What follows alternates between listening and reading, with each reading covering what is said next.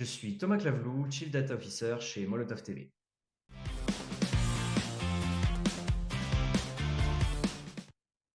Alors aujourd'hui, ma Good ID, c'est un data wall. C'est assez simplement un espace visuel, une télévision qu'on affiche dans l'open space chez Molotov TV, qui est assez visuel, assez shiny, qui permet de synchroniser en temps réel les principaux indicateurs de la plateforme Molotov TV, qui est une application de streaming, pour démocratiser l'accès à la donnée et permettre à toutes les équipes qui passent littéralement devant la télé de comprendre un peu quelle est la santé de la plateforme en temps réel.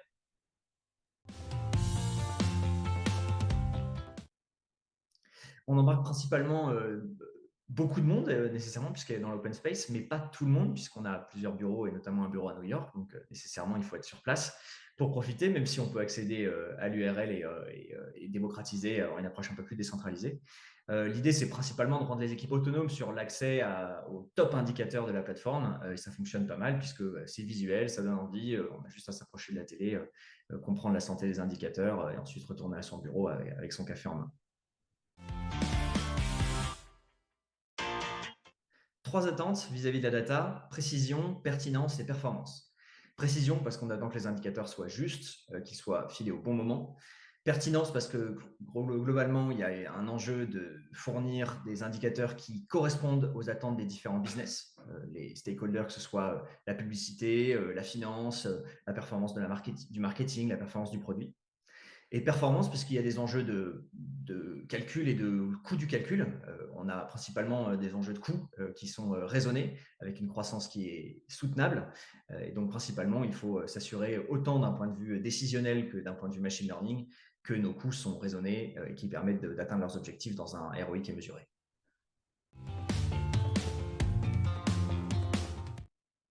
Principalement, la Good ID, c'est de mettre à disposition les indicateurs des décisionnels et des opérationnels. On se dit que la data, c'est à la fois une pierre angulaire et une plaque tournante. Pierre angulaire parce qu'en fait, on vient supporter et littéralement informer de la santé, de la croissance de la plateforme avec des indicateurs clés de performance. Et on a une plaque tournante à la fois dans la métaphore et dans la réalité, puisque dans le data wall, on est au milieu de l'open space, donc on est au milieu des équipes. Et on a une plaque tournante puisque la data se positionne vraiment comme un relais entre les équipes techniques, les équipes métiers. Il y a plusieurs équipes métiers, les équipes marketing, les équipes produits, les équipes de la régie publicitaire. Et donc, il y a vocation à ce que la data soit à la fois un langage commun qui permet aux équipes d'avoir un seul langage de monitoring de la performance et une clé de liaison entre les différentes mécaniques des stakeholders, que ce soit du ciblage, que ce soit du pilotage, que ce soit des endpoints de machine learning avec la recommandation directement dans le produit. On a une seule et même plaque tournante qui vient graviter entre ces différentes business units.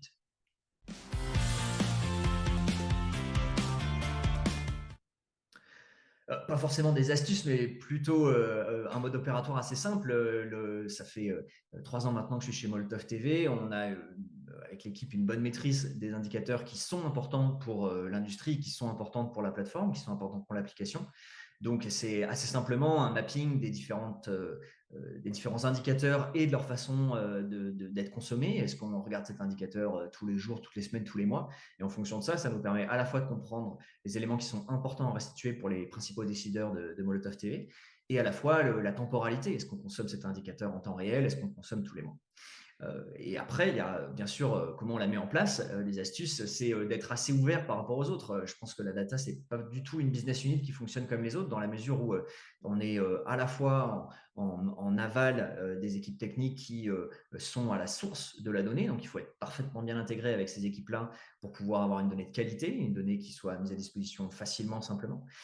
Et on est un acteur d'accélération et de simplification pour les différents stakeholders qui ont besoin d'avoir accès à leurs informations rapidement ou leur endpoint simplement pour pouvoir rapidement déclencher les mécaniques de ciblage, des mécaniques d'activation, des mécaniques de journée marketing qui sont en action, en réaction par rapport à un comportement business. Donc sur ce data wall, l'idée c'est plutôt de bien s'entourer puisqu'il faut que cet élément-là soit disponible sur une télévision au milieu de l'open space. Donc, mécaniquement, il faut provisionner une instance qui soit disponible 24/7. Il ne faut pas qu'elle soit trop coûteuse, mais en même temps, si elle est mal provisionnée, eh ben, elle va mettre du temps à aller chercher les indicateurs. Donc, il y a un enjeu de sizing un peu ops Et là-dessus, j'ai collaboré avec le VP1 chez Molotov TV qui m'a grandement aidé. Et je trouve que plus on s'intègre profondément avec les équipes dont on dépend ou qui nous exploitent, plus c'est pratique et plus c'est ergonomique au sein du fonctionnement de l'entreprise et mieux ça fonctionne. J'ai eu différents impacts, des impacts déjà informels, des personnes qui sont venues me voir, qui se sont dit c'est cool. Et c'est assez marrant puisque au moment où j'installais le data wall et où j'ai fait les derniers kilomètres de paramétrage, j'avais des personnes qui venaient me voir, j'en étais sur le laptop sur les genoux en train de paramétrer le data wall et de s'assurer que j'accédais à la bonne URL et que tout se faisait bien. Et des personnes qui sont venues me voir un peu de façon curiosité en disant tiens c'est cool, qu'est-ce que c'est, ça change d'avant.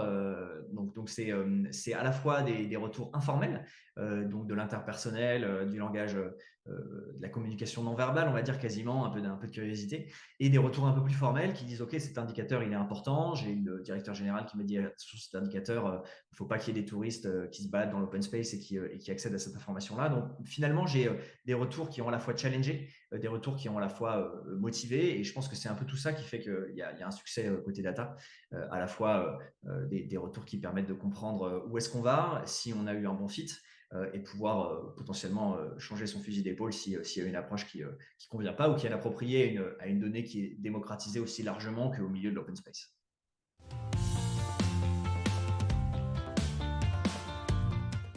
Clairement, Next Step, c'est plutôt de développer le catalogue. Quand on met à disposition de la donnée dans un data wall, on peut se rendre compte qu'il y a une approche très lean back. Les gens regardent l'écran, s'assurent que tout va bien. Ce qui commence à me démanger un peu, c'est d'avoir une approche un peu plus lean on, potentiellement sur smartphone. Alors, ça demande des accès un peu plus rigoureux dans la façon dont on vient récupérer l'URL pour être sûr qu'on a toujours une confidentialité de la donnée. Mais on pourrait imaginer différents écrans sur mobile. On vient scroller, on accède à des walls qui sont spécialement dédiés au customer support, qui sont spécialement dédiés au marketing. Et on a une approche un peu plus sélective dans les API que l'on vient chercher. Alors que là, moi, j'ai fait plutôt un medley, donc ce qui est bien pour démocratiser la donnée, mais l'étape d'après, ce serait probablement que les top consommateurs et les gens qui passent le plus souvent dans cette télévision se disent bah tiens, je pourrais peut-être avoir le truc sur mon smartphone le matin quand je suis dans le métro, et une approche un peu plus actrice dans la sélection de la donnée. Si vous voulez prendre contact avec moi, LinkedIn, c'est clairement la meilleure route, soit par message, soit en réaction au post de Florence. Et clairement, je serais ravi de pousser plus loin la discussion avec vous sur ce sujet ou sur un autre.